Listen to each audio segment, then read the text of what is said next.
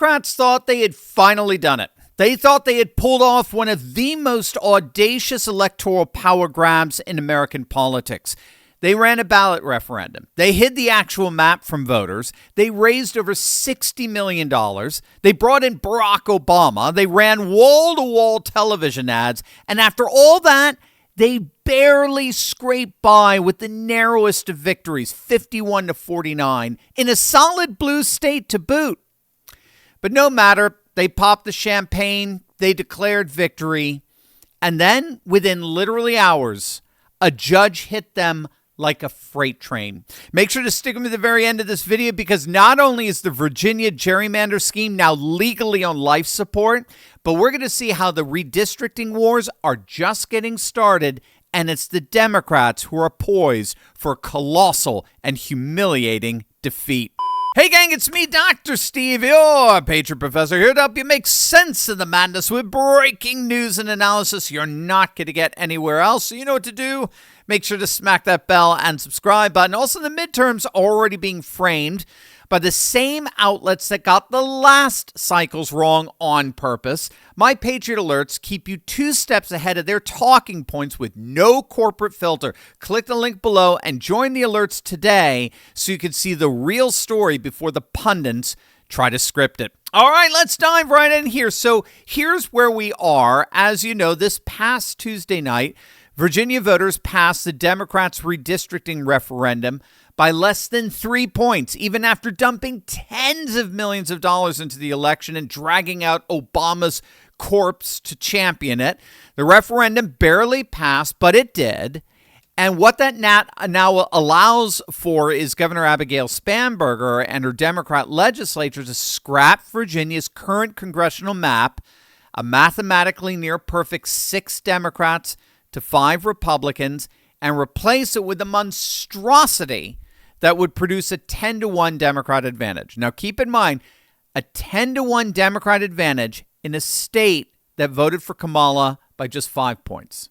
A +5 Democrat state, handing the Democrats 10 out of 11 congressional seats on a map that the voters were never even allowed to see, all in the name of protecting democracy.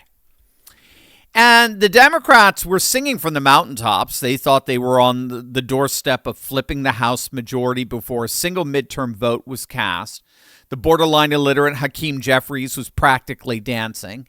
And then all of a sudden, it all came crashing down. A Tazewell County Circuit Court judge issued a final order blocking certification of the referendum results entirely, ruling that the referendum and the bill that created it were flatly unconstitutional. Not just technically flawed, not just procedurally messy, blatantly unconstitutional on multiple independent grounds. The court ruled that Democrats violated Virginia's own constitutional rules for amending the state constitution. So, bottom line, in order to amend Virginia's constitution, which this gerrymandering referendum does, the measure has to pass in 2 separate legislative sessions with an intervening election in between. So it would have to pass in a legislative session, say, in October. Then you have to have a statewide election in November. And then if voters still want to go with this, right, the measure would then have to pass another legislative session in, say, December or January. Obviously, the Democrats didn't do that. There was no passing of the measure before Spanberger was elected to office back in November. They just blatantly ran this through a single special session and rushed it to the ballot before any election could serve as a Democratic check on the process. That alone is enough to sink this illegal referendum. But the judge didn't stop there. The ruling also found that the ballot language itself, the actual question voters saw on their ballots, was, and I'm quoting the judge here directly, quote, flagrantly misleading. The question asked voters whether they wanted to restore fairness in upcoming elections. Restore fairness for a map that was going to produce a 10-1 Democrat advantage in a state where Democrats barely win? So the court found that ballot language did not accurately describe the amendment that was actually passed by the legislature, meaning voters were asked to approve something they were never honestly told about. In other words, they were lied to in writing on an official ballot. So bottom line, the court order has officially blocked state officials from certifying the results of the April 21st special election. And here's the key: permanently. This is not a pause. This is not a delay. This is a judicial kill shot pending appeal. And what's so hilariously ironic is that now it's the Democrats who are flipping out. Oh, I kid you not, they are flipping out over activist judges. That's what the white witch Spamberger is saying. She's saying Virginia voters have spoken and no activist judge should have veto power over the people's voice. Can you believe? I mean, this is beyond delicious. So, Ms. Spamberger, what do you think about voter ID in elections? 80% of the people want it, and yet... And again, note how tone deaf she is. Virginia voters have spoken with flagrantly misleading ballot language about a map they were never allowed to see after a process that violated the state's own constitutional amendment rules. That's the people's vote they're defending. Former Virginia Attorney General Ken Cuccinelli, one of the sharpest legal minds in conservative circles, he weighed in and said that he thinks that the legal process is going to move at lightning speed here. He thinks we're looking at a final ruling probably in May. And his read is he thinks the courts, ultimately the Virginia Supreme Court, are going to strike this down. But if you can believe it, it gets even worse. Because waiting in the wings is Florida's new congressional map, which is poised to deliver the kill shot, not just for Virginia's flailing redistricting efforts, but for the Democrats' hopes in general for November. Wait until you see this. I know you keep telling yourself at some point in the future you're going to buy and store away a few dozen gallons of water just in case an emergency hits your family and the water shuts off. We've all experienced it. The storm hits, the faucet stops working, and we're left wondering how long it's going to be before we have drinking water again. Every time it happens, we kick ourselves for not being more prepared. Well, here's an easy step that you can take that costs less than a dinner out. It's called the Pure Water Straw, and it can clean an entire year of water for you. It's absolutely amazing. It's the perfect emergency tool for making sure your family always has clean water through a disaster. So I got a little bit of some dirty water here, as it were. And what you do is you just take it out and you take the top off. And then what you can do is you can drink from any water source, no matter how dirty. Check this out.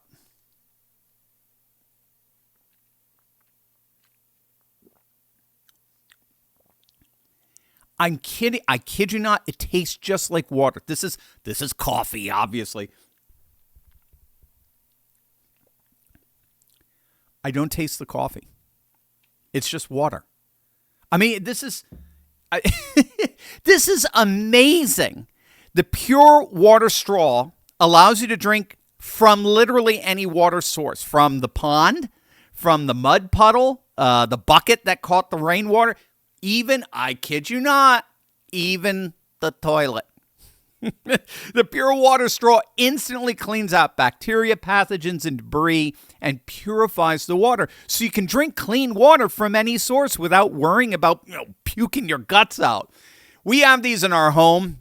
We got them in our cars. We've got them in our go bags. Or emergency responders actually recommend having one of these on hand for every member of your household. They store well in their sealed bag. It's a tool your family would be able to count on for years to come. Now, if a takeout meal is more important than a year of clean water for your family, well, then obviously the Pure Water Straw isn't for you. But if you know how important clean water is, and understand how quickly a disaster can change everything, then getting a few of these pure water straws is a no-brainer. It's the most logical next step, both for your peace of mind, but also from an investment price standpoint, because normally these are $45 each, but today the makers, Sierra Madre, need to make some space in their Wisconsin warehouse, and so they're marking these guys down over 60% with free shipping to boot. Click the link in the description below and grab yours today so your family's ready for the next crisis or disaster. You won't regret it. Click on that link below right now. Florida Governor Ron DeSantis has called a special session just days from now to begin redrawing Florida's congressional maps. Now, the last time Florida redrew their maps, they were a Republican +2 state. Now they're a Republican +14 state, and they're ready to recalibrate their congressional representatives to reflect that dominance and make Virginia pay for their desperate antics that have thus far failed. So right now, they're at 20 Republican seats and 8 Democrat seats. The new maps they're working on would give the GOP at least 2 more seats, but more likely 4 to 5 more seats, given what Virginia just tried to pull off. And the Democrats know it. They know how this could be a game changer. So Hakeem Jeffries stupidly thought it would be a good idea to pick a fight with Ron DeSantis, but he quickly found out just what a clown everyone knows him to be. Our message to Florida Republicans is F around and find out. They started this war, and we're going to finish it. Please be my guest. I will pay for you to come down to Florida and campaign. I'll put you up in the Florida governor's mansion. There's nothing that could be better for Republicans in Florida than to see Hakeem Jeffries, everywhere around this state. And it's not just Florida. I think this is what's really starting to freak out Jeffries and the Democrats as a whole. The Supreme Court's ruling on the VRA, the Voting Rights Act, is poised to strike down as unconstitutional upwards of 19 Democrat districts in solid red states. That would obviously be absolutely huge if we factor 4 seats in Florida's redistricting and just say a conservative 12 seats with the VRA struck down. The Republicans are looking at around a solid 230 seats, given they're 218 right now, just using that as the baseline.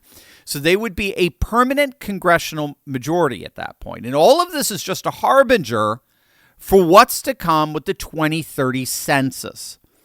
The political realignment projected for 2030 is absolutely insane. In addition to the seats we're picking up in Florida and throughout red states with the VRA struck down, red states are poised to gain yet another 12 congressional seats as well as 12 electoral votes after the 2030 census. Texas and Florida alone count for 7 of those new seats, which means that the GOP would have a permanent majority of upwards of 245 to as high as 250 seats. For future presidential elections, Republicans would only need to hold Arizona, Georgia, and North Carolina, their so-called Sun Belt trio, to reach 270 electoral college votes without needing any traditional Rust Belt swing states like Pennsylvania, Wisconsin, and Michigan. So, bottom line, these redistricting wars, in many ways,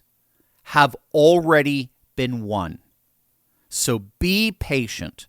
Let the demographic shifts play out and have complete and total confidence that the math guarantees that at the end of it all, we win. Friends, listen. We are not watching the decline of Christian civilization.